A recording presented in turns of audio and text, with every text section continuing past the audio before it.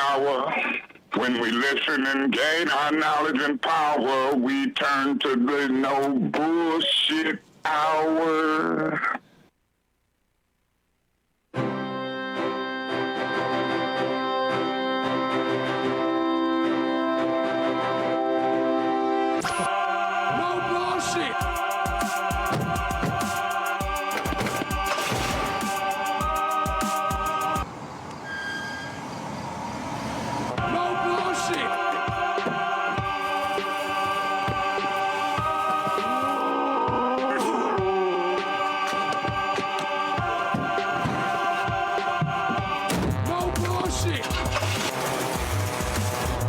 Let's just did breaking news. No more bullshit. No more bullshit. No bullshit.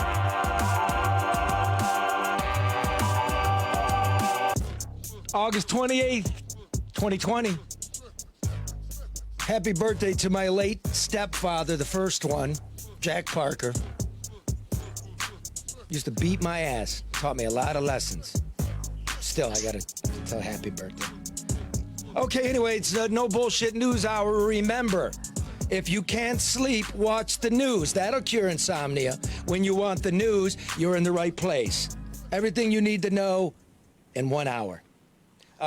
This week, this show, the most interesting cop in town. Deputy Chief of the Detroit Police, Todd Bettison, joins us. We will also dissect what happened in Kenosha. Detroit Red's with us. He's going to deliver this week's rant because I figure he's more on point than I would be. We'll bring you the news. Whitmer and the DOJ wants that nursing home data. You're welcome, Michigan. And the casinos have COVID in them, and they're not telling us. That's an exclusive. Wow, what a shock. Yeah. But first, and Karen, as always, keeping the show on point. Hi, Karen. Hey, Charlie. Hey, Mark. Hey, DC. Hey, Comedian Red and everybody else. Hey, Red, did you get a free bowl of soup with that hat? What's going on with that thing? Yeah, but I had to retire the suit 3 years ago. The hat is still living. It's got 2 more summers in it. The suit or the hat?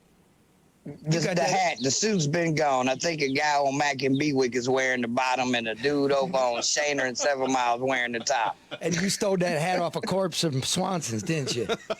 No, actually, I got it from him before he went to Swanson's. I don't. He was just gravely ill, not dead. DC, I think, remember looking at his cold case. Yeah. Oh, I forgot the police on here. Damn. Hey, Detroit Reds, you've already told me where you stay at. You right? I know where to find you. Hey, and his full government name. I'm moving tomorrow with my extended unemployment. Yeah. He taking his van and moving over to Mack Avenue, right? You used to live in Grosse Pointe. I can't disclose that information right now with the police in here. The liquor store at Mac and Bewick is a green light, so I probably got you. No, I don't mess around over there. They herb is too high. Hey, Deputy Chief, is it true, like up at that liquor store at Mac and Bewick, they got a turret where they got a sharpshooter up in there? Is that true? I don't know anything about that, Charlie. Oh, nobody knows nothing. Listen, I know that after it went green light, that really deterred a lot of stuff because before that, that's been a hot spot in the city of Detroit ever since I can remember, just years and years. But it's calmed down a lot there. It really has. Karen lives just around the corner. I saw the community policing van the other day, and there's still a lot of people that hang out there, but they're just, hanging out. You got Mary, the tiger lady, and the 2 officers were there, and they were just talking to the people that were hanging out, and they stayed there for a minute, and everybody left, and everybody was fine. So. Yeah, the store owner, he likes that. So when it first went green light, folks stopped hanging out there. And then it was a guy who sold CDs, and the store owner was like, yeah, it's okay. So, it's private property. If the owner wants them there and they're not causing any problems or trouble, what's the harm? Well, right? What's the harm? Copyright infringement, Todd. That's an FBI violation. Sales bootleg CDs. That's what I'm trying to do. Bootleg. Now that we got federal authorities in here, you could bootleg. I didn't say they were bootleg, Charlie. Well, we need an investigation. Police in here. Which reminds me, hey, Red, if they got a community policing van, maybe you can move into that. Huh. You're right. But first, I want to tell you that, as always, Facebook Live brought to you by American Coney Island. They're open till 10, Monday through, I think it's Thursday, and to midnight, Friday and Saturday, and 12 to 5 on Sunday. You can always get a Coney kit for your cookout. What's next week? Labor Day? Right? Go to AmericanConeyIsland.com. It's the best dog in the world. And our friends at ADR Consultants get your construction project in the black, up, going, on time, honestly, following the rules. If you're stuck, call Barry Ellentuck at ADR Consultants, 248-318-9424. The guy will get them moving for you. They are experts in government compliance, information technology, property management, IT, the whole nine. You know, our good friend Barry Ellentuck.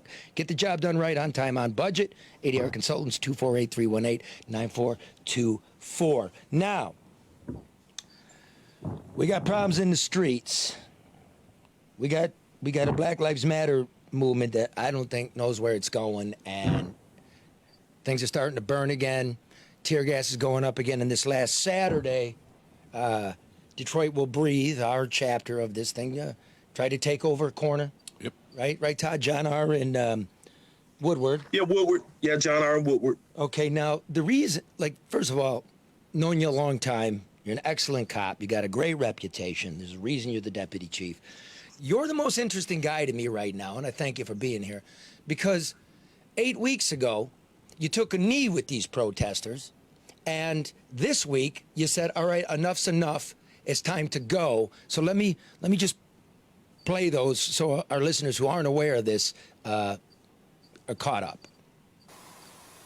I went to the front, and I saw organizers, and I saw a lot of angry people. You know, I saw the, protesters, and I listened, and I heard what they were saying. At first, I didn't hear what they were saying. Kneel with us. Kneel with us. Kneel for George Floyd.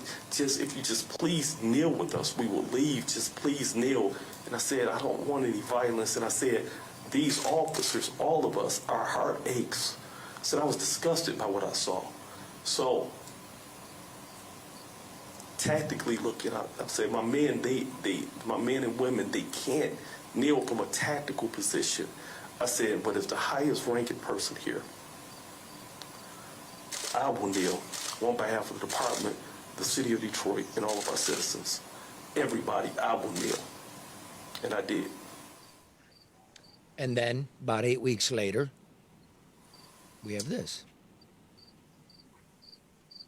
I am not going to let any group set up a Seattle zone of lawlessness here in the city of Detroit. To Detroit Will Breathe, you're not welcome.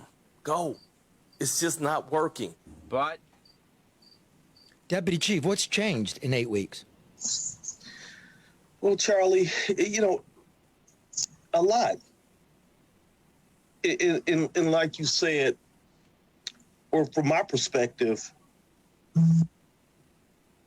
the violence, we don't want that. And then really, like I said, that we as Detroit Police Department, we don't agree with what happened with George Floyd. The chief was the first one to call it what it was. It was murder. I saw it, murder, what the cops did. And the cops just stood by and didn't intervene. Terrible, tragic. Do I think it's a problem in law enforcement across the country as far as use of force? Absolutely. When you look at the number of individuals, African Americans, who have been shot, and when I look at the tactics, I got a problem with it. So with the movement, Black Lives Matter, and with the intent, Black lives absolutely matter.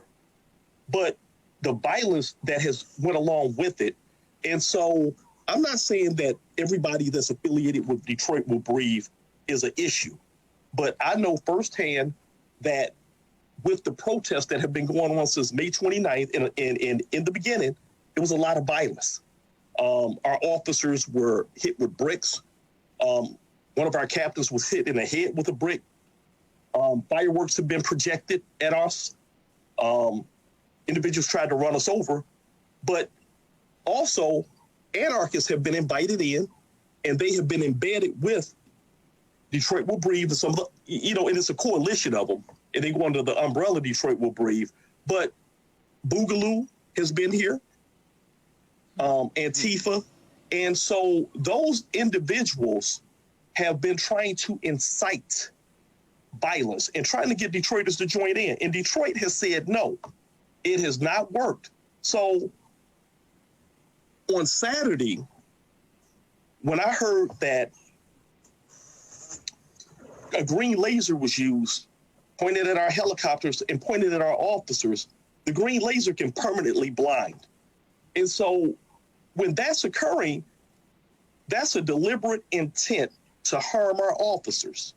I mean, and they're not going to recover from that. So we're all for peaceful protest. You come to the city of Detroit, you want to participate. We get that. We have been doing escorts and protecting the protesters and blocking off traffic because, drunk driver comes down the street or individual come down the street speeding or whatever, it can hit the protesters. So we're there to protect all lives. Aren't you also out there to coax them to go where you want them to go? You know what I mean? You're going to steer them to where you want them to be. And, isn't that part of it as well, instead of them running around tearing shit up? So we've only tried to coax them to go on a couple occasions, not much. But one of our concerns were we look at stuff from a national perspective and we see what's happening in other cities. And many of the police precincts have burned, in Seattle, Portland, Oregon, they burnt the police union office and, buildings were under attack. And as a proud Detroiter, and I don't think the citizens of Detroit would like to see one of our precinct stations burn. So one of the things that we believed is that they, had intentions towards getting close to one of our facilities, trying to set it on fire. You see that our police cars were attacked, windows were bust out. So with that being said, we have worked to ensure that our buildings were protected.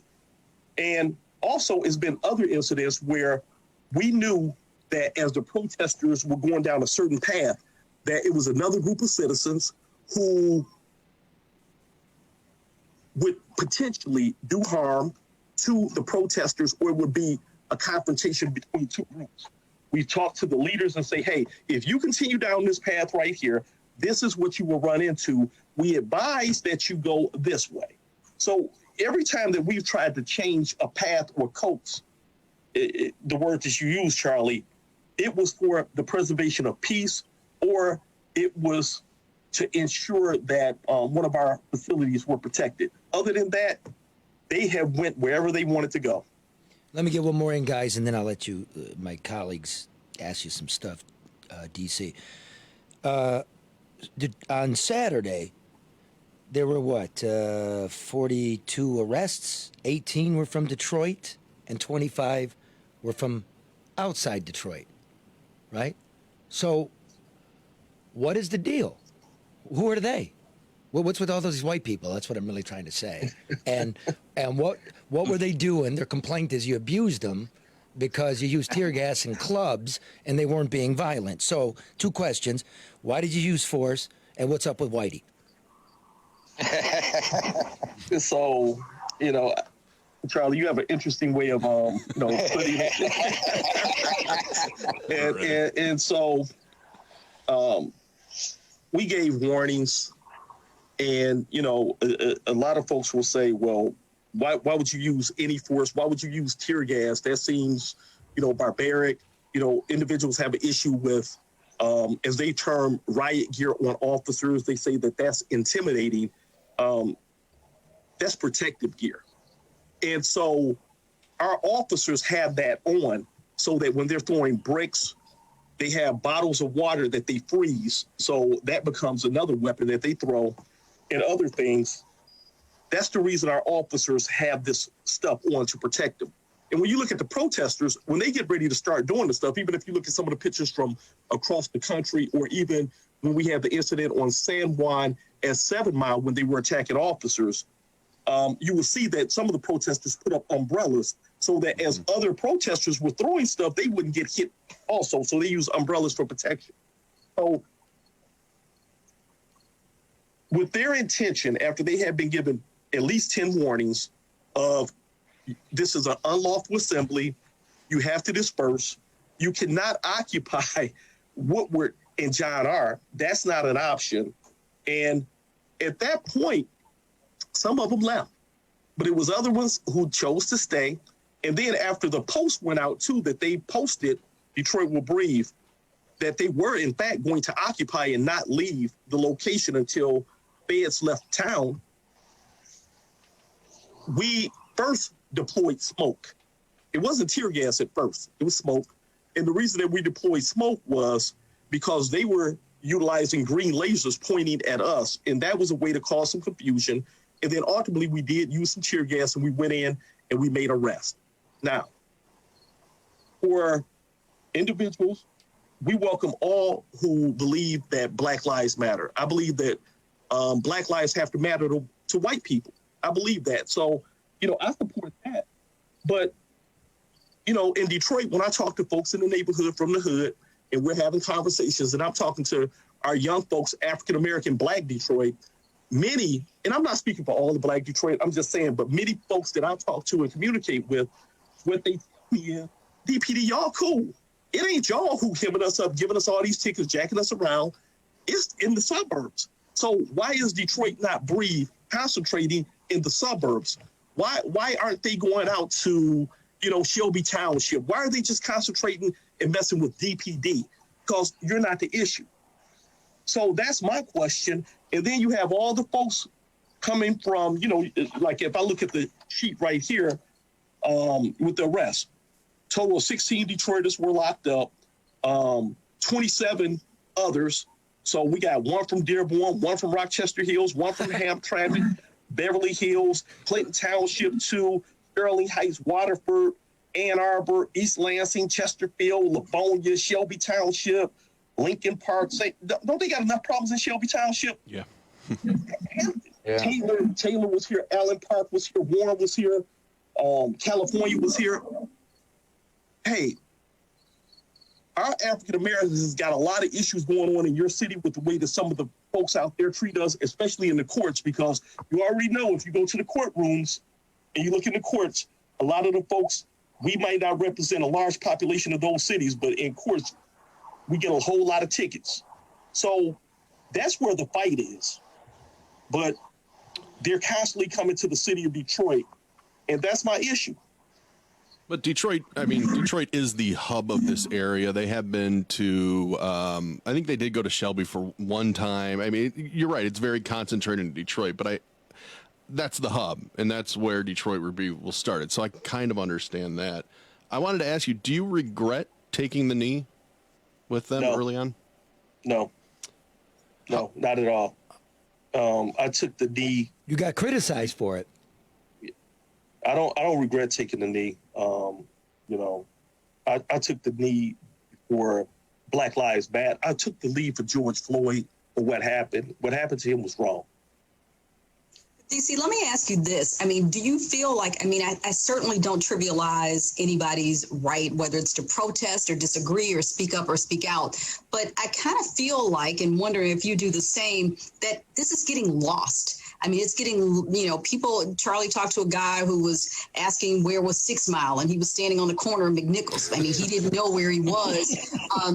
There was a young lady that was interviewed on one of the local stations, and she couldn't say why she was out there. So I feel like it's becoming diluted, and people are not real clear on what is happening and what is a process for true change or what they're trying to change. Yeah, Karen, I think you summarized it well. Because everybody is trying to do their own thing, and that right there is a lot of different groups under one umbrella, and it's a lot of different demands, and is various different activist groups who have various demands, and the whole country is speaking.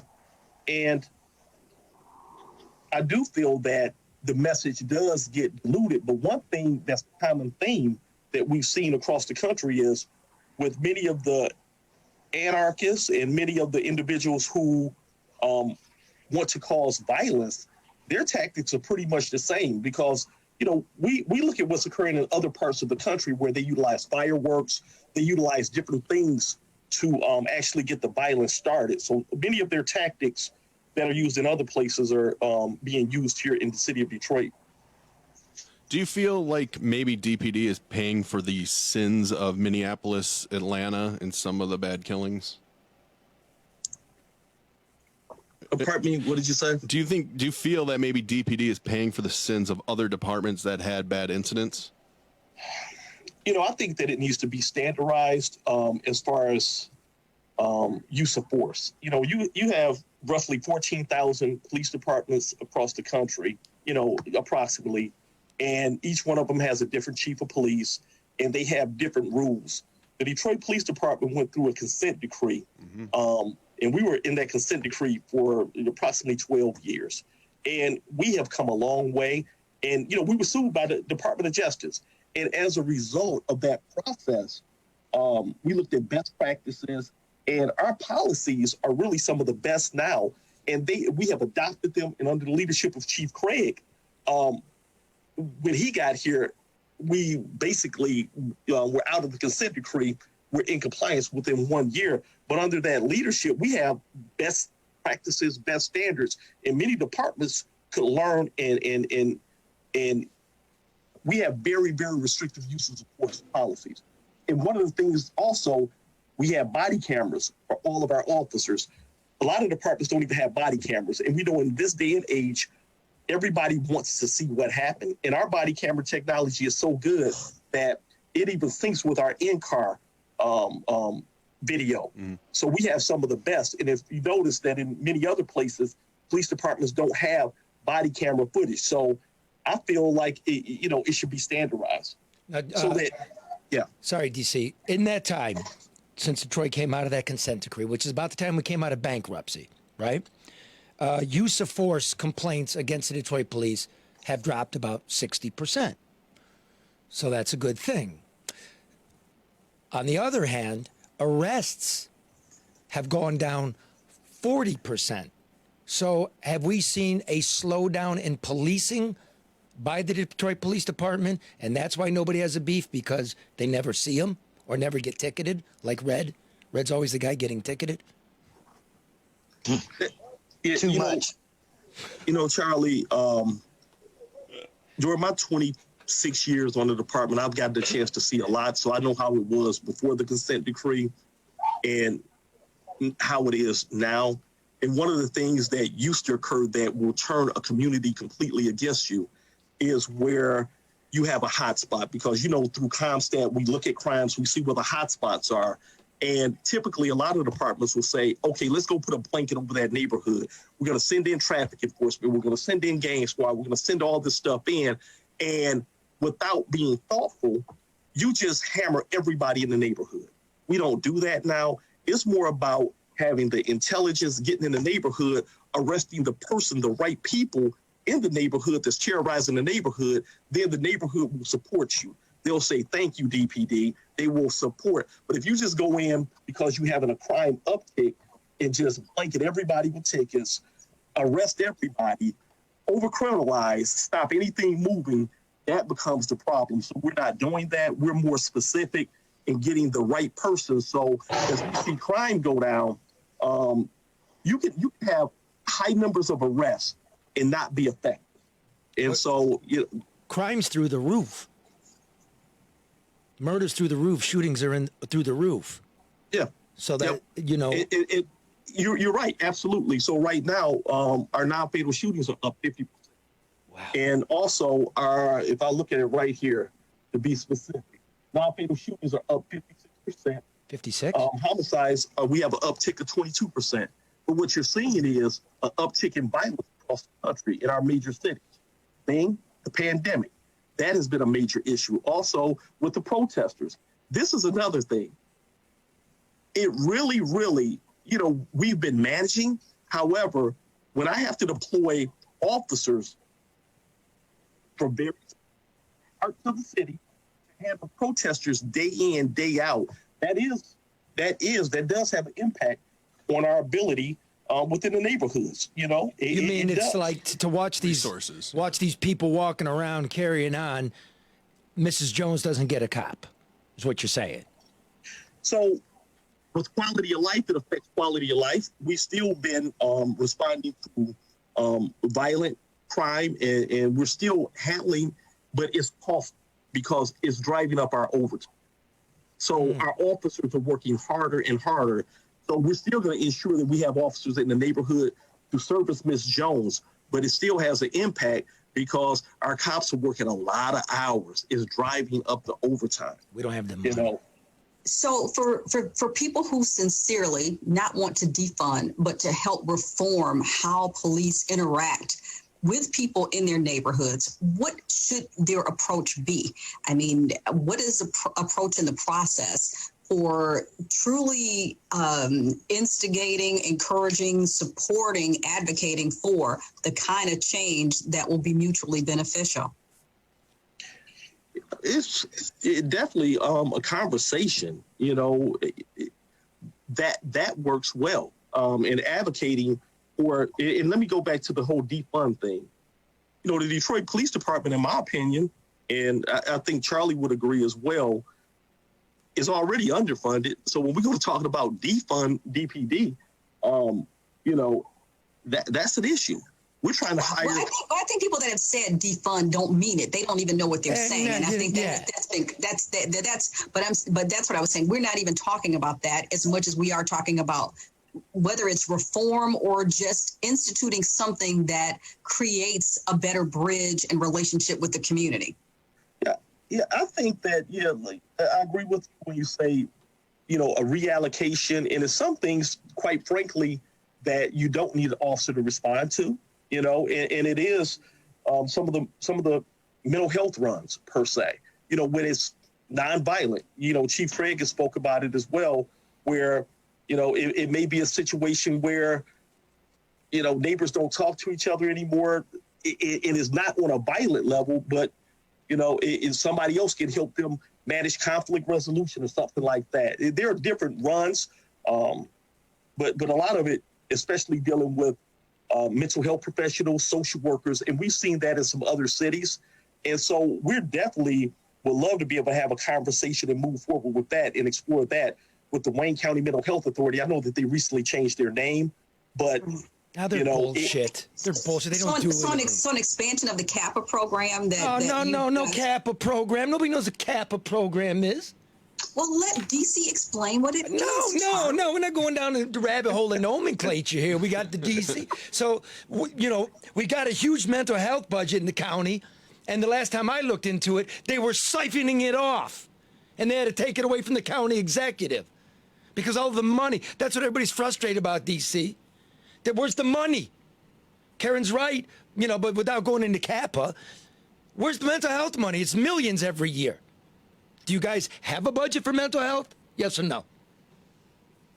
So the DPD, I don't know, because I don't know about their budget and can't speak on their budget. But yeah, I'm not aware that we have a budget per se. Boom. That's what Karen says. We have police officers and we respond. And I know that, with our barricaded guns person situations, we've responded to, I think the number is 44 this year. And so with the stress and with many of those calls, what we'll find the root cause of it is it's a mental health issue. Now, we all know about. Here's the most stressed out person is the cop. What about your mental health budget for your officers and you?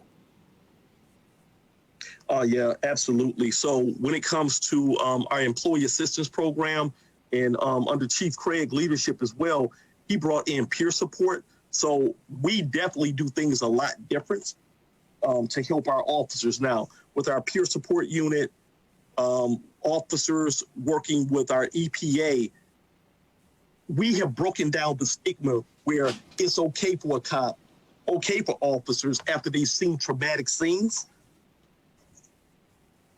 They're reaching out for help now. Many years ago, you wouldn't dare reach out. Right. You know, I remember being involved in a shooting incident, and I was back at work the next day. Oof. You know, I was stressed out. I had PTSD. This was back in '94. So you shot a guy? Nope, I didn't shoot a guy. I got shot at. My partner shot him. But because I didn't shoot the guy, my partner got a couple days off. But hell, he was the one shooting at me. Almost got killed. But they put me right back to work the next day. And every individual that I saw, because it was a domestic violence front, and answered the door. He answered when the perp came to the door. He was beating up his girlfriend. He just put a gun in my face and started shooting through the door. And thank God, I don't know how the bullet missed me, but it did. But I will tell you, for months, I had PTSD. How much time did he serve? I can't remember. It wasn't much. Couple years? Less than 5? I don't even think it was 5. Maybe 3. Look at the fuck. So basically, being the police just like working at McDonald's. The McDonald's get robbed, they still expect you there the next day at work, even though you just had a gun whipped on you. Yeah. He almost got me, but see, you know, because he didn't shoot me. Maybe if he had shot me, maybe we would have got some time. You know, but okay. I guess that can count. Do this for me, Todd, if you would. I want to see how. I want the audience to hear if I'm gonna. What the information I'm giving them is correct, and then I know what I'm talking about. So if I'm wrong, correct it. If I'm right, just give me a okay. Number one, when the police give you a lawful order to vacate, you vacate. End of story. And if you're the press, you vacate. There's no extra points. There's nothing written in the Constitution where you're any different than anybody else on the street. Is that correct? I would say yes. I would absolutely say yes because, but the press, we do because they whine. Extra. They whine. Yeah, because the media, we are transparent and we give them the ability to be able to record. And here's the issue: they're there to be able to capture it because we know that the public wants it. And we're not trying to hide anything, but it's unfair to officers that if you're embedded in the middle and after we've given the warnings and an officer has, you know, it can be a dangerous situation if a media person, or we've heard a lot about legal advisors with them being right in the middle while officers are being attacked with all types of things. As they try to figure out who's who, like, grab an individual, oh, I'm with the media. Oh, they go to grab somebody else, I'm a legal observer. At that point, as they're in motion, it's very difficult to differentiate. So I've done a ton of these, and I've been in war zones, and if that's part of that's what you get paid for. So stop whining, you know, unless they're picking you out for abuse. Number 2, Todd. Yep. Black Lives Matter and all these Antifa groups and whatever that are here are complaining about Operation Legend, in which the feds have dropped in federal agents. But believe it or not, for decades, the feds have embedded federal agents here to work with the Detroit police. Yes or no? Yes. Okay. 3. My wife doesn't even... Go ahead. And can I just provide a little bit more clarity so folks understand? Yeah. So the mayor and the chief, we didn't accept Homeland Security agents. It was the Homeland Security agents in Portland and Seattle that dealt with protesters. We have always worked with the FBI. We have always worked with the ATF to help us with firearms. We have always worked with the DEA to help us with drug issues, violent drug gangs. What we talked about, the uptick in violence with, you know, individuals getting shot, killed, and from the community, nobody has stopped calling 911. The citizens are still calling us who live in the neighborhoods saying, hey, I got a drug house next to me. Hey, it's a violent street gang. They're still calling us, and they're still expecting DPD to respond and handle that. So the community, when I talk to them, they say, if you give some more DEA agents in here to help with these drug houses, absolutely we want them. If you're going to have somebody deal with these violent drug gangs, absolutely we want them. But the community has said we do not want anybody from the feds dealing with the protesters. The mayor and the chief has said absolutely not. We don't want folks from Homeland Security to help us with protesters, and we never even brought in the National Guard. We refused the National Guard. It has been DPD dealing with protesters because we know our rules and policies. Other entities have different rules as far as rules of engagement, different uses of force policies. We know our own. We can better manage that. If you have more weekends like last weekend, would that change your opinion on having, say, Homeland Security in so you can get back to policing? We're not going to invite Homeland Security in to help us with protesters. That's an absolutely, non-issue. We don't want it. So the answer is no to that. We're still policing, but our men and women have not engaged in a term what we call depolicing. Just last week, they still took over 100 guns off the street. Illegal guns through various traffic stops, various interactions with citizens, because we know that with the pandemic, with the stimulus money that came out, we see that gun sales went through the roof around the country. So folks are armed up buying guns, but a lot of people are carrying guns illegally.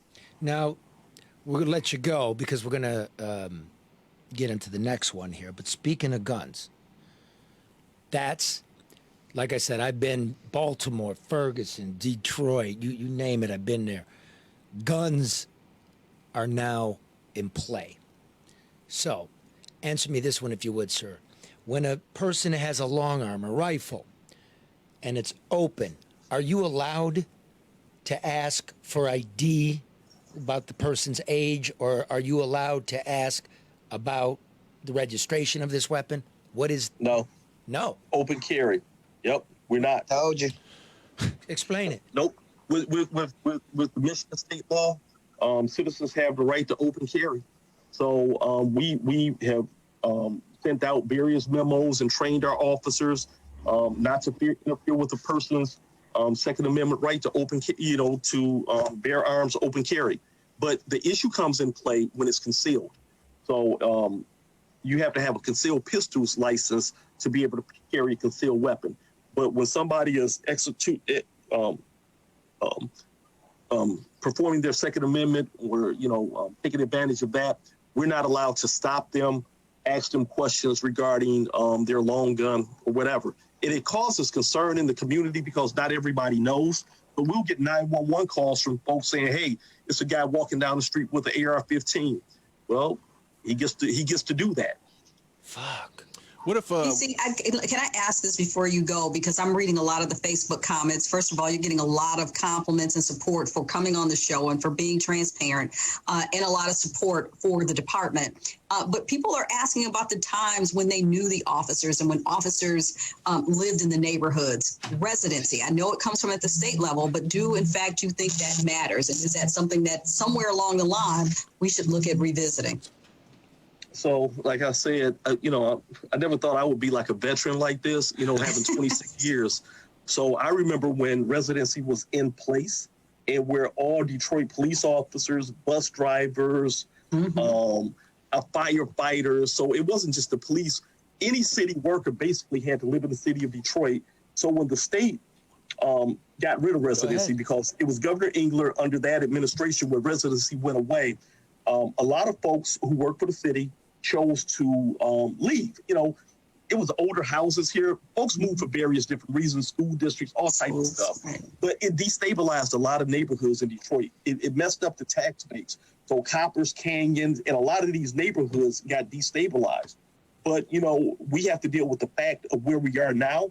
It's gone, probably not coming back. So we have to really work towards making this city a place where we improve the school districts where folks just want to live here, want to come back. I agree. And let me throw You're having this. the same issue at the casinos and other places where you have to hire people. You'll hire Detroiters to start working, and they'll live in the city. And when folks start making a little bit more money, they'll vote on where they want to live based off their family. And then Okay. the car insurance is another deterrent. Well, all right. Look. Mark's got a question, but I need to put this in. It's not a question. It's a statement, so we don't keep asking the residency question. The Supreme Court of the state of Michigan ruled residency requirements illegal. are illegal. That's Right. it. End of the story. story, yeah. What's your question, dude? Do you feel appreciated when you get shot at, when you're dealing with these protesters? Do you feel appreciated by the community overall at the end of the day? I do. And I think most of the men and women of Detroit Police Department do, because we have a majority of folks and they're not as vocal, and they show us appreciation and they say, you know what, we're with you. You guys are doing a great job at the Detroit Police Department. You know, we love our DPD. So that's what we're hearing. And we're still out there in the community. We have our neighborhood police officers in the community. We have officers that are still working with young people. And we're taking them food. So that's the other side that you don't get to see. But our officers work with them with various community programs, our PAL athletically. So we're still doing the community connectivity with young people. You're in bringing the city of food? Detroit. You're bringing food to people? Yeah. So Hey, Red, they're delivering. What do you want? Hey, I'm about to give up that address now. Finally. Detroit Red, give me your address. I'm coming to see you, man. Definitely. Oh, definitely not, dude. You're not coming to bring you food. Just leave it on the porch. All right, COVID. Just drop it on the porch. He bringing you chocolate milk and that bologna and cheese sandwich, if you know what I mean. Thank God I ain't had one of those in ages. You got anything to ask the DC, We feel Red? appreciated by the citizens. Yeah, we do. Good. By our Detroit citizens, yes. Red, Well, based on all the comments, you are appreciated. So whether you feel it or know it, I mean, you got a lot of love and a lot of respect here in the city. So know that. yeah, and let them all know. Let everybody in the department know that you get a lot of respect from our corner of the world anyway. We know what you're about. We know what you face. And, no police, no peace. That's just a fact of human life. Yeah. We're in this together. Except for Red. I'm in this. I just in the shadows. I don't bother the police. They don't bother me. I respect y'all. Love y'all. I just don't mess with y'all. All right, guys, I'm going to sign off. All right, Thank thanks, you. DC. Thanks, DC. Good seeing you. Deputy Chief Todd Bettison of the Detroit Police Department. Appreciate y'all. Thank you. You too. Before we move on, let me just remind you that overreaction is not a strategy. My most important color in America is green. Don't gamble, don't overreact. Get some square advice. You know who he is. He's got the package. I mean, the whole package, plus the bulge. We're still getting, you can look onto Facebook right now and people are going to be, I know they're typing about Luke's bulge. The oxygen tank. The tank. Luke Nowacki at Pinnacle Wealth, 248-663-4748. Rational financial advice. A decent human being. Pension funds, little old ladies, and everything in between. The guy is sharp. I've actually... Old ladies. He does. Oh, Somebody I know. said The ladies it look crazy. was his retired mother. She's really got 401k and a little pension. And Luke sat with her. Luke gave her advice, pro bono. He can grow any money. Because he's a damn decent dude. He's not one of these sharks and he's looking for the commission. This is how he makes his money. But he's decent. And you need help because the unemployment checks ran out. Maybe that's what's got to do with the streets as well, which we'll get I'm to. gonna in a use moment. Lou for my $32 to grow that's my life savings is $32.50. We'll see what Lou can do for me because it's looking bad over here. He'll make it 33.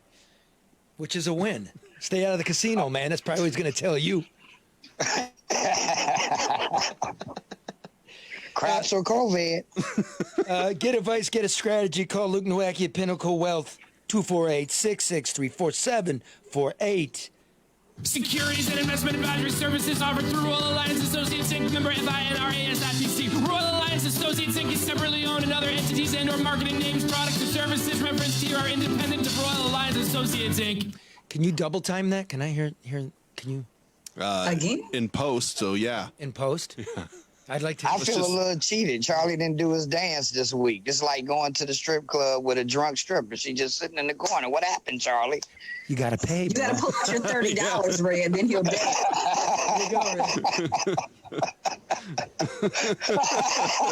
Wait, I'm the one that's here. I don't want to. Can I pay to have that stopped? All right, listen. Kenosha, Wisconsin. Right? Yeah. Disaster. Yeah, young vigilante. What's this dude's name again? Oh, Kyle boy. Rittenhouse. Yeah. 17-year-old from Illinois, drives up 30 miles, thinks he's going to protect some burned up used car dealership that he has no connection with. Which was burnt the previous 2 nights. I think there were Exactly. windows broken, fire started. I've seen, look, first of all, nobody's right in this. For the people, the right is calling this guy what are they calling him? A hero. I've seen people call him a hero. You all sit on your couch and don't know anything. I'm sorry, because I've been in all of these things. And when you see people like this with weapons, man, it's fucking nuts. Mm-hmm. Like Bend, Oregon, and the Bundys, the Bundy Ranch, the Bird Sanctuary, the Minutemen militia on the border, right? I see guys get shot in Ferguson. Anytime a bunch of goofballs get together with guns, it's bad.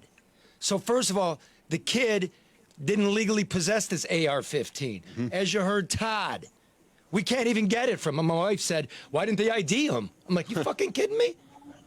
You kidding me? Can't. In this country? Yeah, I'm not giving you my ID, motherfucker. And then you find out the rule is we're not even allowed to ask if you're showing me the gun.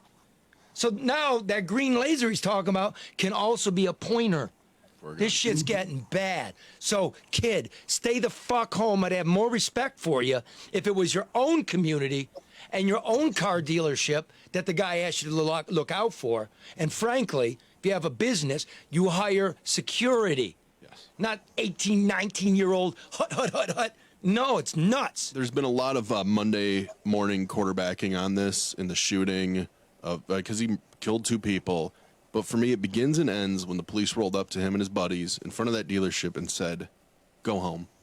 There's a curfew. It began when his mother took him down there. That's where it starts. But that's bad. I think she should be looking at some type of repercussions behind that, too. But I'm saying, why would a mother in her right mind? I mean, let's take it a step back. I mean, that has to be part of the equation. Wait a minute. This is what I don't like, which is we all sit around and dissect this lives, right? And it becomes infotainment, and nobody's actually got the real information. And what's wrong with that? Well, Michael Brown's dad and all that. We keep going.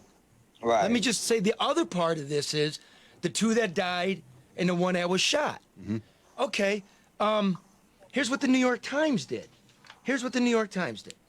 They have something called a visual investigations unit. When I was there, we didn't have a visual investigations unit, right? Well, they get rid of reporters for the visual investigation unit? They got reporters looking at video now. Yeah. Like your forensic analysts. That's what they did. So on the left are calling these people martyrs. Martyrs? Because the New York Times took all video, hours of it, and then they dissected it. So when you're saying the police told him to leave the dealership, which he did. 6 minutes later, according to the New York Times, and you'll see it, footage shows Mr. Rittenhouse being chased by an unknown group of people in the parking lot of another dealership several blocks away. We now know who it was. It was the people that ended up getting shot. There's video from earlier. White guys calling other white guys the N-word. Hey, man, yo, man, my nigga. Like, what the man, it's these short, squat, scary white dudes who are carrying weapons. So here's what happens. While Mr. Rittenhouse is being pursued by the group, an unknown gunman fires into the air. So if you can see this or, it's on the screen. If you're listening, Rittenhouse is running. A man is following him, and behind the man is a flash from a gun, muzzle, yep. Mm-hmm. Right? A muzzle flash. You can see it. They froze it. So, as the unknown gunman fires into the air, right, the other pursuer, New York Times words, not mine, lunges towards him from the same direction. Mr. Rittenhouse then fires 4 times and appears to shoot the man in the head. So we now know they're all getting into it at a gas station. These guys are chasing him. One dude lunges, gunshots go off. I don't know. I'm a 17-year-old dope on my own, running away in the dark. And shit became very real to him at that moment. Boom. Right? It's not yelling and screaming anymore. Okay, then they go on to say Mr. Rittenhouse seems to make a phone call and then flees the scene. Presumably to Mommy? Yeah, hey, Mommy! Mommy! I mean, Mommy dropped him off. Several people chase him, some shouting, "That's the shooter." Now, as Mr. Rittenhouse is running, as we all saw, he trips and falls to the ground. He fires 4 shots as 3 people rush toward him. One person appears to be hit in the chest and fall to the ground. Another, who is carrying and brandishing a handgun, is hit in the arm and runs away. Mr. Rittenhouse's gunfire is mixed with the sound of at least 16 other gunshots that ring out during this time. Okay? So, dope kid playing fucking sheriff, right? Told to go home. He's going home. Dudes are running after him. I don't know. All I know is things aren't good. And suburban police here tell me this. You know what they're most worried about in all this? What? Right-wing white people and left-wing white people starting to do this. Yep. That becomes a really big fire. And now you're fucking with guns. It's a whole new ball game. Now, when I was in Ferguson... Now, I will... Can you go to the still real quick before... I'm sorry. Go ahead, dude. Go back to that still there. You can see one of the guys who was shot in the arm, not killed. You can clearly see he's holding a gun. Oh, yeah, it's out. It's right there. I mean, people can see that.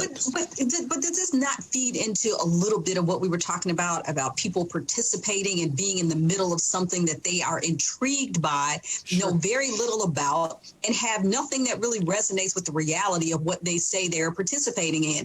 I mean, this is kind of like a real-life version of B-Rad on Malibu's Most Wanted. Yeah. That's what this is emerging as. And most of those people just come armed with a cell phone camera, though.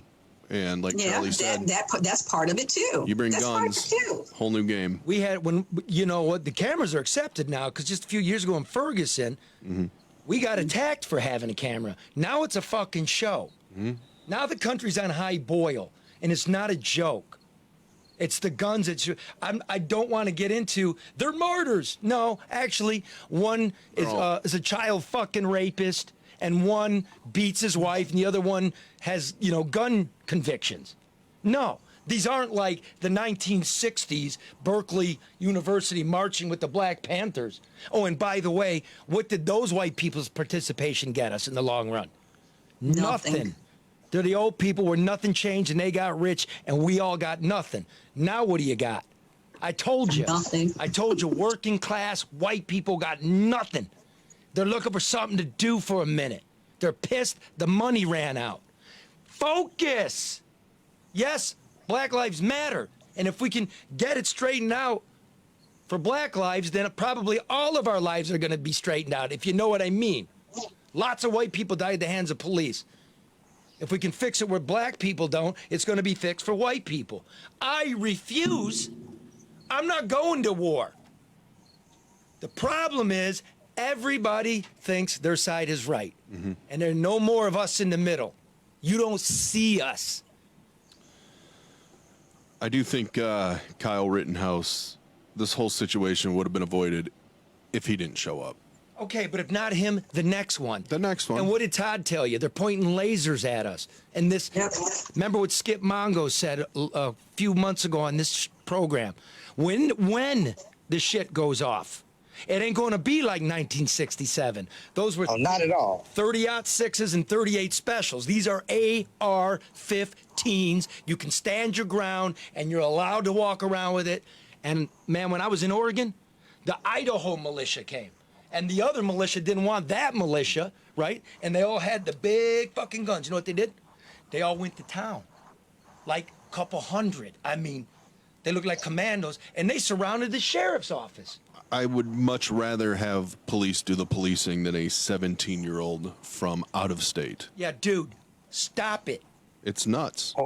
Or a 40-year-old that's been sitting in his basement drinking Miller High Life and just getting angry about his life in the basement drinking Miller High Life decides to pull out his massive online gun collection.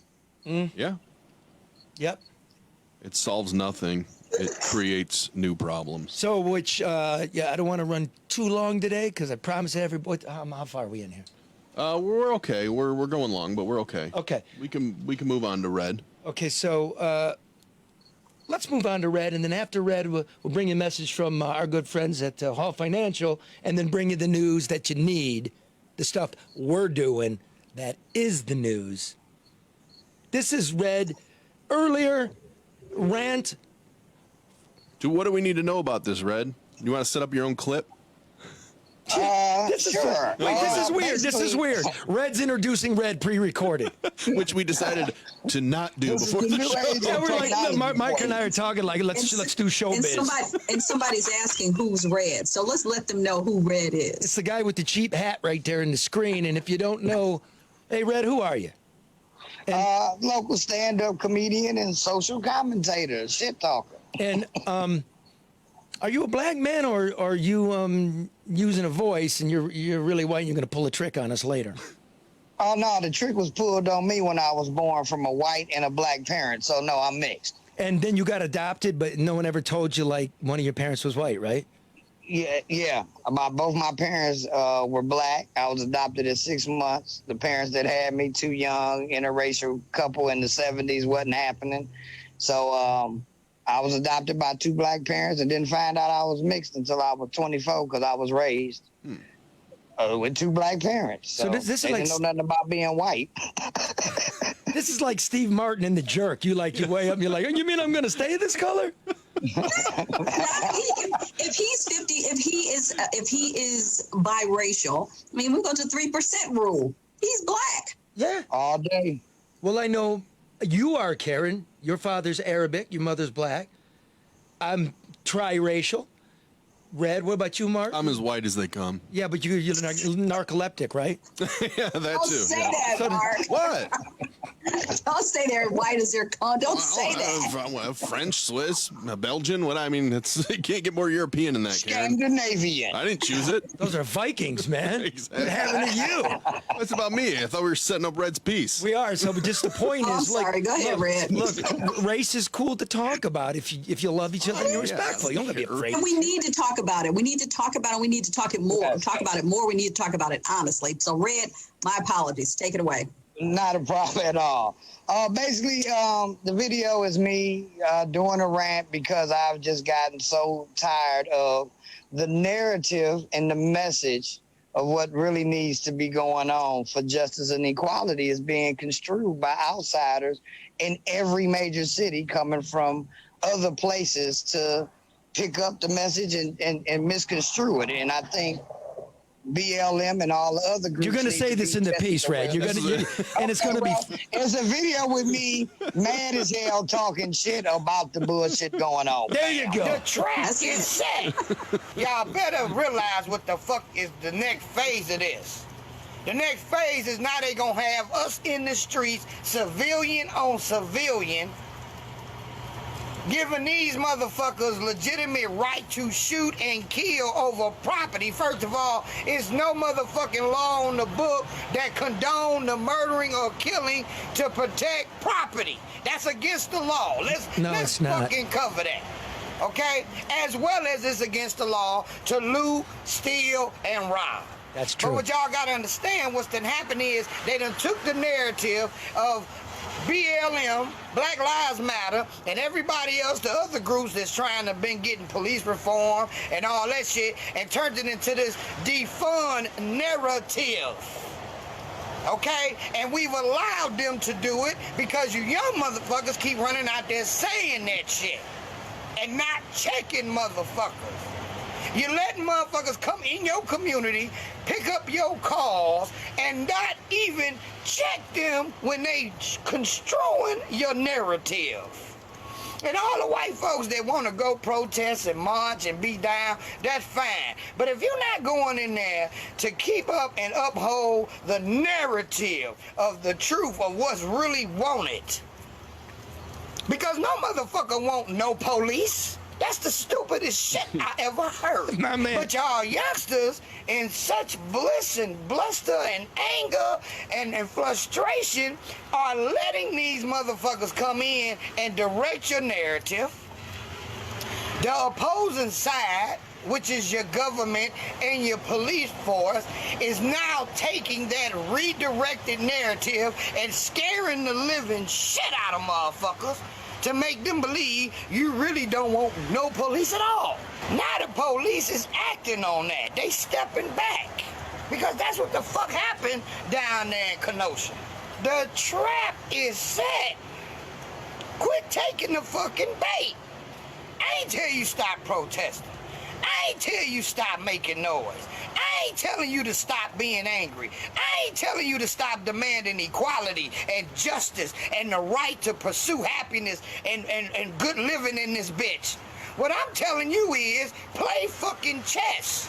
Because this checkers shit is going to get a whole lot of people fucked up and killed that's unnecessary, and it still ain't going to be shit accomplished. Look what the fuck you're looting and you're riding and accomplished since they killed George Floyd. And for you opportunist, low-life pieces of shit that go out and start this bullshit, why people is really marching for your punk-ass rights, too. Y'all need to be whooping their ass. Because they are just as destructive to your narrative as any outside other race coming in to support and twisting the shit. The trap is set. They've changed the narrative. Got a goddamn political race going on, and this is what their narrative is. Law and order. If you ain't been watching the RNC, you need to. Not to agree, but to hear what the fuck they saying about you. To hear what the fuck ideal they putting out here about who you may be in support. Do you get what I'm saying? That defund the police bullshit everybody been hollering, they running on that now. That's their running platform. That's our fault. Because we let them do that. We let them rewrite that narrative. Instead of saying restructure the police reform, we let that shit get to defund. Y'all want some real change? Y'all gonna have to smarten the fuck up. Y'all not gonna win against the police like this. Y'all gotta quit these motherfuckers from fucking the message up, going to steal and burn down shit. Cause y'all trying to go to war in the streets using your black ops training from the video game is getting y'all fucked up. And it's deterring from the message. We already know the motherfucker in office didn't sign no real police reform bill. That shit was worth a piece of toilet paper. And you know why they ain't gonna sign a real one? Because y'all ain't playing the game right. Yeah, march, protest, bring awareness, but at the same time, register the fucking vote. And start making sure that the motherfuckers around y'all got your agenda in mind. Don't let these motherfuckers bring to you what they want. Again, all the white folks that want to support, welcome. But if you're not coming with the agenda that I want and you coming and trying to tell me what I should be asking for, even though I done walked these roads and these paths, even though I done lived through this bullshit, then you're not here to support me. You're here to cause disruption. And that's what they keep leaving out the motherfucking news. A whole lot of this shit that's been going on with these protests, and right, it's not just young black folks, it's white folks too. In a lot of cases, they the ones that initiating the shit. The trap is set. The trap is set. They got us so tied up into our emotions and feelings, we not thinking. The trap is set. Well done. Don't take the bait. Well said. Red's Rant's brought to you by Hall Financial, who wants you to know that rates are at an all-time low. That's not a trap. That's not bait. That is a fact.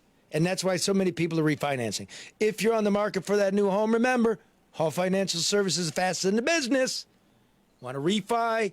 You want to get a mortgage? They do it the quickest. That's why they got over 2,000 5-star reviews. And remember, appraisals can be done outside the home. No COVID traipsing in the house. Call 248-308-5000 or go to davidhallmortgage.com. I'm telling you, Get it done. Get it done. Red, your fan base is exploding. NMLS everybody's- 1467435. Go ahead, Kim. I'm sorry, Charlie. I thought you were through. No, I'm you just sorry. keep going. Doesn't matter if you talk over that. I just had to get it in there. It does. That's rude. That's rude, and I apologize. No, I just wanted people are loving your rant, Red. I mean, they're saying that you're delivering reality in a very raw but real way, and they're loving it. They're saying, Charlie, be careful. He's gonna the national scene is gonna steal Red from us. Yeah, fuck you guys anyway. You know what? I'm not like you out there. Right? I'm not loyal a bitter to my little crew. jealous man. When I go, we all go. Fucking and A. just to let you know, I was going for the world record of motherfuckers in a 6-minute video against Samuel L. Jackson, too. Yeah, so I'll get him on the next video. By my count, you did 38 motherfuckers and 6 narratives, which should piss Karen off because that's her word. So you better watch out too, Karen. Red's just up in here jacking our shit. What people That's all don't, right. My bad, Karen. what people good. don't know is, Red, who's the professor that's helping you along in a lot of this? Mr. LeDuff himself right there on the other little box I'm looking at. I want The a other fucking box. piece of this. So fuck all of you out there, man. Little people. Charlie's always the one to help everybody. I mean, he wants Yes. everybody to do their best. I mean, that's something that we should all adopt. Yeah. I mean, he really, really does all the time, whether we know he does. So don't tell him I told you, but he really does. And don't forget to go to the DrewandMikeShop.com. Store. DrewandMikeStore.com. Get the Fix the Shit t-shirts. Get the No Bullshit Hour. And that money's going to help kids. We're working on the car for Jordan. It's moving forward. We're going to get this kid some insurance, a car, get him a gas card, and get him moving. Good Okay, kid. Charlie, you got to tell me what can we do here on the show. I know it's buy a shirt, but I'm not going to, I mean, I got all that already. What else? Because there are people that are asking. Can I they don't just, know. Okay, well, let's figure it out. Does that donate button work? No, No, we got a donate button. I'm working on it. Donate button. Yeah, we got a donate button. Press it a lot.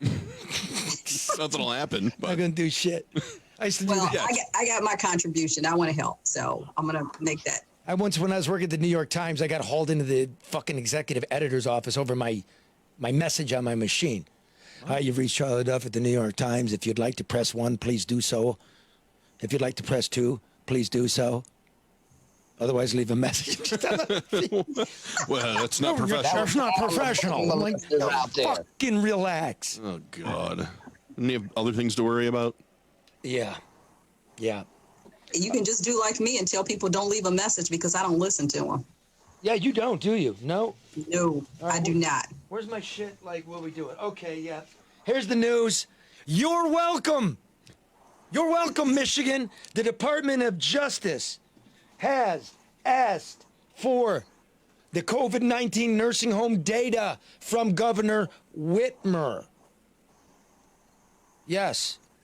Let me read you what the letter says. Here's what they want.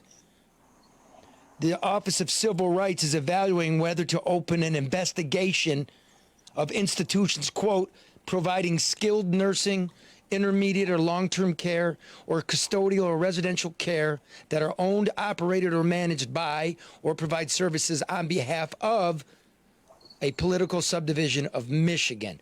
That would be public nursing homes. They want the number of public nursing home residents, employees, other staff, guests, and visitors who contracted COVID-19, regardless of where they contracted it. The number of nursing home residents and staff, etc., who died, not only at the nursing home, but someplace else.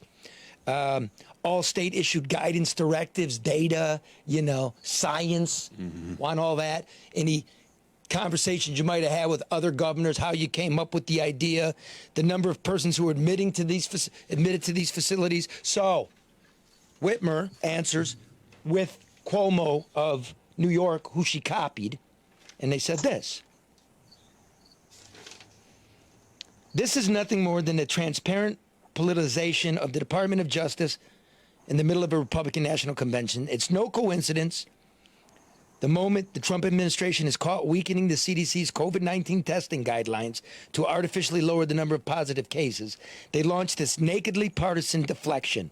At least 14 states, including Kentucky, Utah, and Arizona, have issued similar nursing home guidance, all based on federal guidelines, and yet the 4 states listed in the DOJ's request have a Democratic governor. DOJ should send a letter to CMS and CDC since the state advisories were modeled after their guidance. Yeah, maybe it is political, but here's the thing. Who gives a fuck? I'm not political. I'm not a Republican. I asked you in April, right? And we kept beating the drum till the legislature heard us. And then Congress heard us. And you kept saying, data, science, trust me. I don't. So now I got you. Give us the data. Here's what I'm worried about. There are adult foster care homes, about 4,000 of them. Okay? There are home for the aged, which would also include long-term care, custodial, or residential care. So I know we've got some nursing home data. I want all the data. And if you don't give it, I'm going to keep coming because I'm nonpartisan. I just don't like shit. If she's following the science, show us the data. Give us the data. For everything. Because we know what you do. We all know it. The serious journalists and reporters, you dodge them. And you go for the goofball shit. Here's one. Oh, she did Buzzweek's podcast called News O'Clock Podcast last Thursday. BuzzFeed, we got 100,000 listeners a week on this show. We're your constituents. You work for us. Did they ask her about the numbers? Nah, they asked her about Shark Week, motherfucker. No one cares about that. Let me do that again. Shark Week, motherfucker. No one cares about that. Give me that one, Red. Shark Week, motherfucker. Shark Week, motherfucker. Karen, give it to me.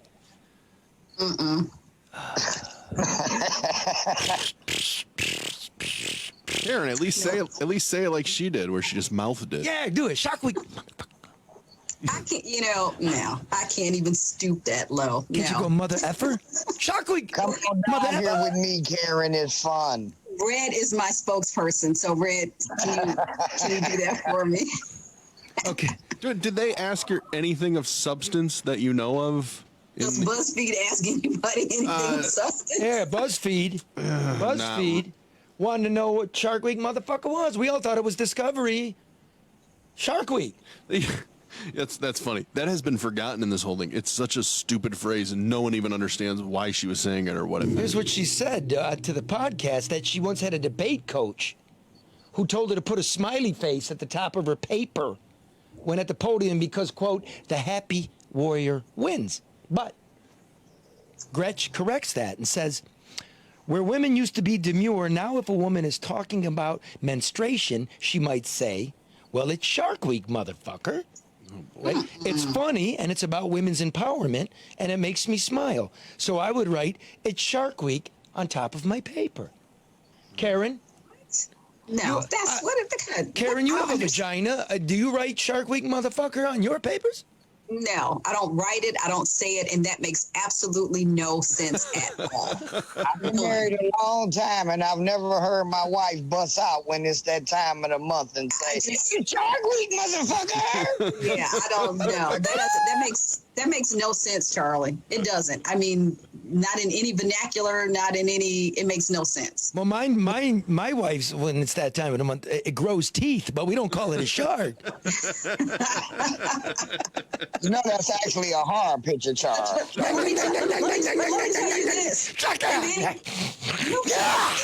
When you're talking about leadership as a woman, you don't use any aspect of your womanhood as an excuse or reason why you can't or won't do anything. Oh, stop bullying me. She's a governor. Like, how do you, this isn't gym class in 8th grade. I mean, come on. Oh my God, it's stupid. So there it is, Governor. You can suspend democracy. Look, a lot of stuff you've done I agree with. I'm that guy in the middle again. Hey, right, Mark? We talk about it a lot. Yep. A lot of stuff. Yep. A lot of stuff you didn't do well, and you don't just dismiss it. And guess what? Address it.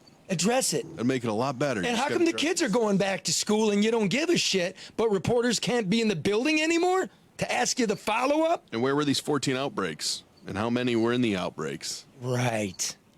All we want is transparent. And how come we're not, by the way, this is the segue now. Here's an exclusive. There's COVID in the casinos. Oh. And why the fuck isn't anybody being told? Because you allowed it to open, madam. Should we just... Craps or COVID. Because, It's controlling the narrative. Once Red went, right? We sent Red to do it. We're the only ones covering it. Yeah, Red went, and now you went. You took a visit down. Yeah, at the Motor City Casino, Red, the COVID check, right, is pretty much a turn your head and cough, right? I get there, and I say, the guy puts the laser on me, and he says, I go, what's the temperature? And he goes, I can't tell you. If I tell you, I get fired. He couldn't tell me my temperature. That makes no sense. That's how this starts. Now, let me tell you what happens here. That's not the only thing they're not telling you. According to a Facebook page for the United Auto Workers members who work at the casino, at least one dealer tested positive for COVID-19, right? So how many other employees came in contact with the dealer is anybody's guess.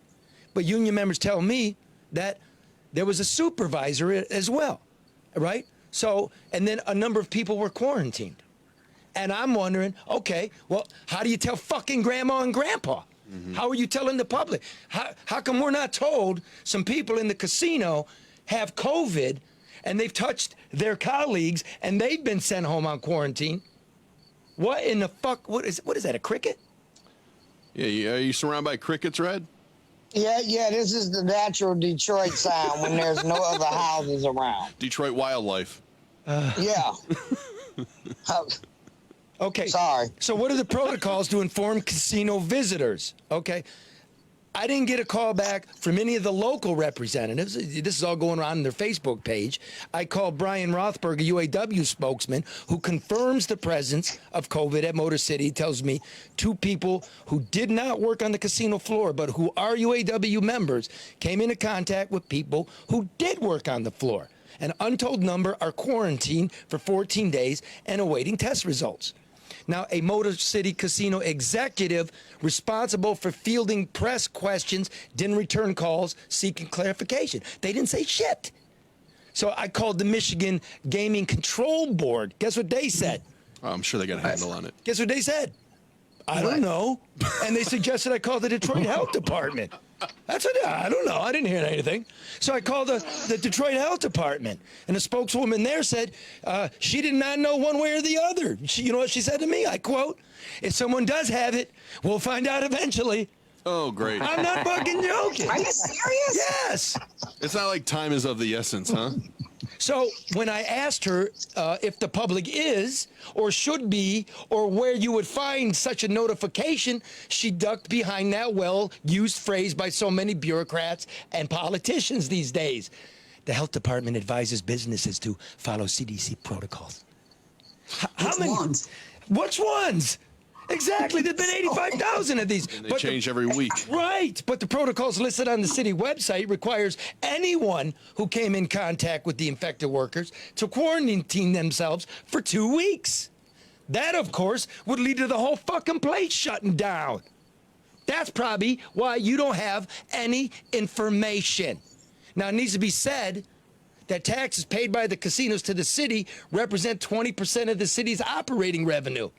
Right? And employees tell me, a bunch of them, that the place opened up way too quickly and it's not safe. That's not me. That's them. That's them. So I call MGM because some of those people think they got infected people. MGM doesn't get back. I call Greektown. Their spokesman says simply, there's nothing we've documented so far, whatever that means. Okay? So there appears, ladies and gentlemen, this is no one else doing it because you got to take on the big boys, and none of your media wants to.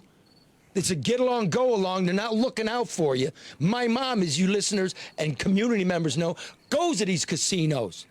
She goes there. Red goes there. Okay? Not no more. There appears to be no plan or person willing to articulate a plan as to how to notify and trace the gambling public, which by casual observation, mine and Red's, is mainly the geriatric scene. People with canes, with walkers, pulling oxygen tanks, and missing limbs. Precisely the high-risk people that have been wiped out by this, although the government won't give us the science. Where's the science? Where's anything? So when I went on a recent evening, masks were worn around the chin and below the nose. The 6-foot rule seemed to be more a suggestion than a rule. I even went like this between two ladies and bumped over my elbows. This is how far they were sitting, just like this, because I'm a reporter. Garbage cans were overflowing. Did you notice that, Red?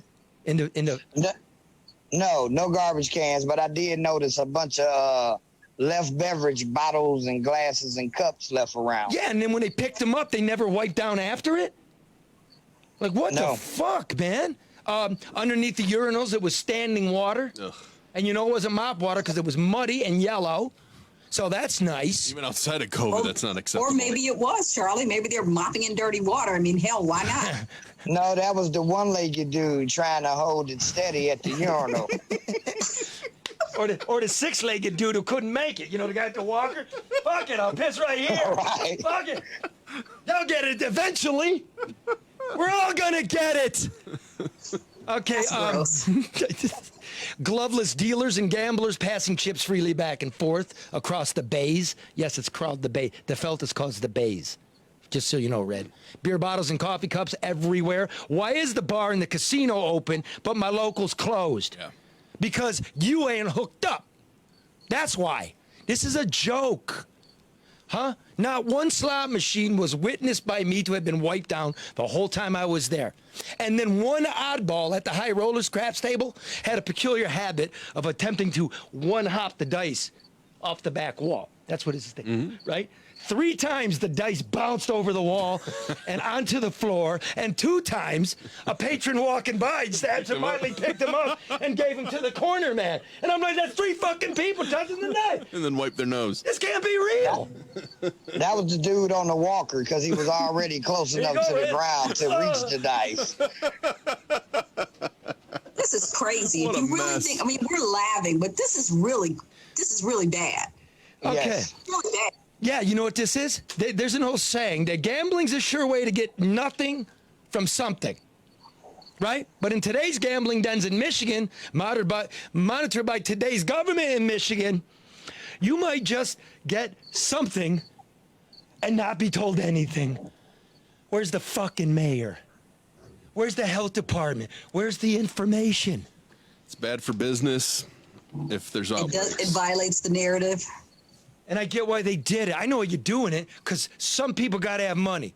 Yeah. Old Mikey boy needs money to pay for Deputy Chief's overtime. I get it. The rest of us are dying, man. There's no fucking... Look, just be honest about it. If there's an outbreak, people are still going to go there anyway. Probably. Right? They will. They will. Or they're going to go to a different one. Just be honest when you see a 65-year-old person with bronchitis and an oxygen tank inside an enclosed building that has a lung disease, that kind of tells you how much they really care where they won't go gamble. That's true. Yeah. But I talked to a healthcare professional and they said, people are talking about the second wave, but, within that circle, they're already talking about a third wave. So fall, spring, and we should be moving towards another shutdown. But it would have to be a complete and consistent shutdown. It can't just be haphazard and left to everybody's discretion. That's why we are where we are now. I get that too. And if we're going to do this, actually wipe the fucking machines down. Yeah. Actually keep people, go over there and tell them to put their mask on. Don't serve the booze. If we got to chisel people out of like what they don't have. Yeah. Made a lot of money off these fake checks. I was sad. Oh, and one other thing, Red.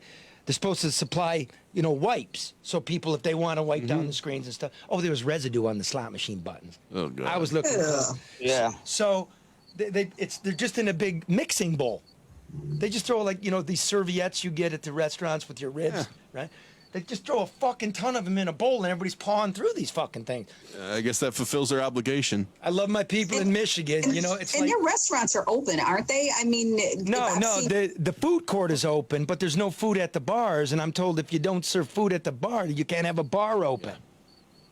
See? Yeah. Okay. But if it's all under one roof, I guess that's applicable. But I've just seen billboards, saying come back, Oh. They did say you can't smoke a joints for dinner cigarette that in you there didn't while prepare you're and losing all your that stuff, kids' but- college fund. To finish this thought, these bowls of wipes. I love my people. It's like grandma with those little jellies at the restaurant. Yeah. Or when Been in you there leave forever. when you leave the candy, you leave for Halloween. You leave the candy on the porch. You took a ton of them. It's just everybody pouring these buckets like you cheap fuck. You just took them all. Hey, well, they're giving the casino their money. They'll buy more. I guess that's how it works. Goes around, comes around. All right, well, look. That was the guy with the one leg get peed on the floor. Yeah. He needed him to wipe up his mess in the car. For my career, you know what I mean? Which is sticking to my ass over here. Exactly.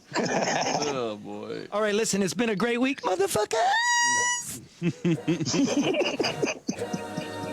Hey, Red, don't be stealing my job now. Not at all. All right. Thank you. Karen, I love you. I do. Love you too. See you guys. Red, I Thank kind of you. like you. Mark, I respect you. Mark, wake up. Always. Oh, what? Someone say something? He fell Sorry. asleep as a narcoleptic. Nigga, we gon' be alright. Peace. Nigga, we gon'